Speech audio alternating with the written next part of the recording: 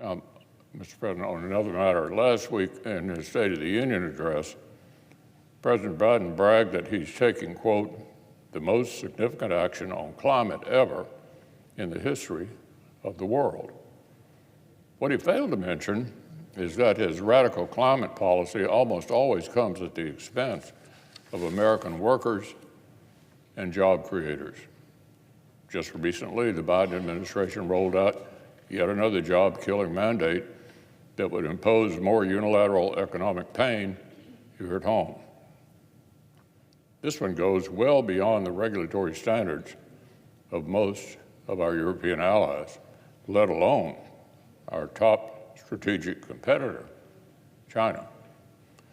The EPA wants to tighten limits on fine particulates in the air, known as PM2.5, despite its own data showing that concentrations have actually gone down over 40% in the last 2 decades.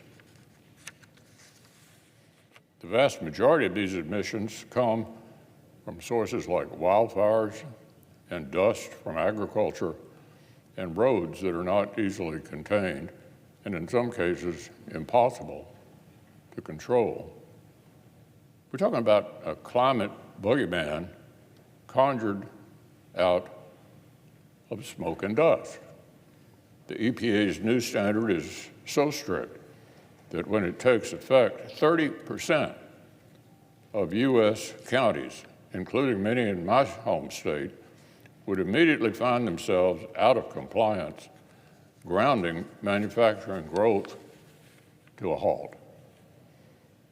Meanwhile, the job of actually implementing the EPA's new mandate will fall to those states who are forced to inherit all the costs of this bad policy, from offshoring manufacturing jobs to greater reliance on China to higher prices when Americans can least afford it. In order to keep up with President Biden's new mandate, American manufacturers would be forced to import raw materials like concrete and steel for virtually any construction project, the kind of projects that grow our economy and support good-paying jobs. In other words, the Biden administration is saying in no uncertain terms that they're willing to make our economy more dependent on foreign supply chains just to appease the green activists in this country. So it's no surprise that state leaders are pushing back on this ruling. Kentucky Attorney General Russell Coleman is leading a lawsuit with West Virginia to challenge the EPA's mandate, and so far, nearly half of our states have signed on. Unlike the Biden administration, local and state leaders understand just how damaging this new rule would be for workers and for job creators back home. So today I'm happy to announce that Senate Republicans stand ready to do our part. Today I'm introducing a resolution under the Congressional Review Act that would prevent the EPA from plowing ahead with this senseless regulatory overkill.